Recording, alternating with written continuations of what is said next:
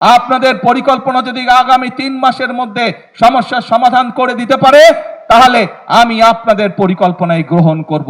তাদের প্রতি আমি চ্যালেঞ্জ ছুড়ে দিলাম। জাতীয় নাগরিক পার্টির দক্ষিণ অঞ্চলের মুখ্য সংগঠক ও কুমিল্লা 4 আসনের সংসদ সদস্য হাসনাত আব্দুল্লাহ বলেছেন, বিদ্যুৎ সংকট সমাধানে প্রধানমন্ত্রী বিরোধী দলকে 6 মাসের আলটিমেটাম দিয়েছেন। সেই চ্যালেঞ্জ গ্রহণ করে সমাধানের পরিকল্পনা দেওয়ার ঘোষণা দিয়েছেন তিনি।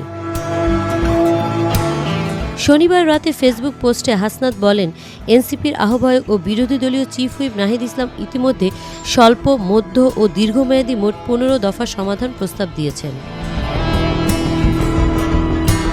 হাসনাতের অভিযোগ, সরকারের বড় মন্ত্রিসভা ও উপদেষ্টা পরিষদ থাকা সত্ত্বেও বিরোধী দলের প্রস্তাব ও নাগরিক মতামত যথাযথভাবে বিবেচনা করা হয়নি। তিনি দাবি করেন, জ্বালানি ও বিদ্যুৎ সংকট মোকাবেলায় মার্চেন্ট পাওয়ার পলিসি 2025 দ্রুত বাস্তবায়ন করা সম্ভব। তিনি আরও বলেন, বিদ্যুৎ সংকট নিয়ে বিরোধী দলের প্রস্তাব আলোচনার জন্য বিশেষ সংসদীয় অধিবেশন আহ্বানের অনুরোধেও সাড়া দেওয়া হয় উচিত।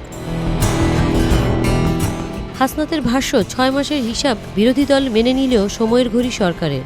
6 মাস পর জনগণ জানতে চাইবে, সমাধানের অভাব ছিল নাকি সরকারের সক্ষমতার অভাবে দেশ অন্ধকারে ছিল।